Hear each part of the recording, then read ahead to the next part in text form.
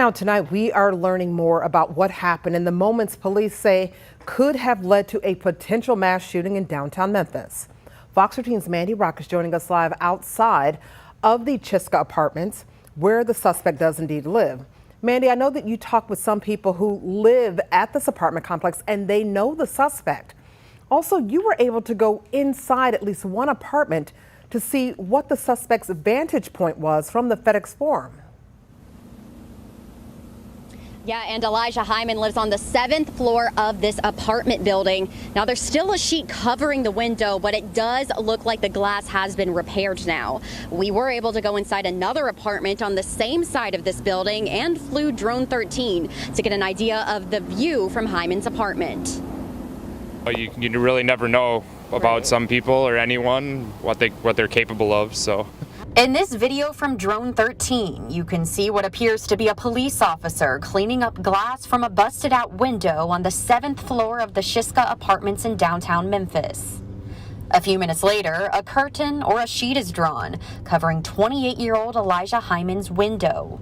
He's the man police accuse of threatening a mass shooting in downtown Memphis after a recent breakup with his girlfriend. They just said that they heard a domestic dispute going on, and the window actually got broken out up there. Michael MOLLER lives in the building. He said he's met Hyman in passing. Normal guy, nice guy, kept to himself. You know, we all kind of see each other in the elevator in passing and stuff, so.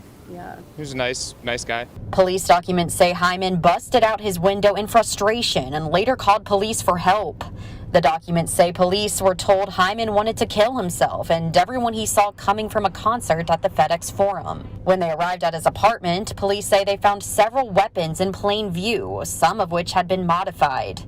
Records say MPD also noticed the apartment had been set up with binoculars in the window, giving Hyman a direct sight to the FedEx Forum and surrounding parking lots. MOLLER let us go up to his apartment on the 8th floor to see a view similar to Hyman's facing the arena. You can see part of the building, but not the plaza. We also went to the highest point of the FedEx Forum plaza, but could not see Hyman's window from there. Still, neighbors are thankful police stopped what could have been a tragedy. I definitely know it can happen anywhere, you know, so I do know it can happen here. So, you know, but it's just surprising, you know, it was about to happen in Memphis. And coming up at 6, we'll have a complete breakdown of the timeline of events and why authorities changed their minds about letting the suspect out on bond. Darcy? Thank you so much. That is Fox 13's Mandy reporting for you tonight.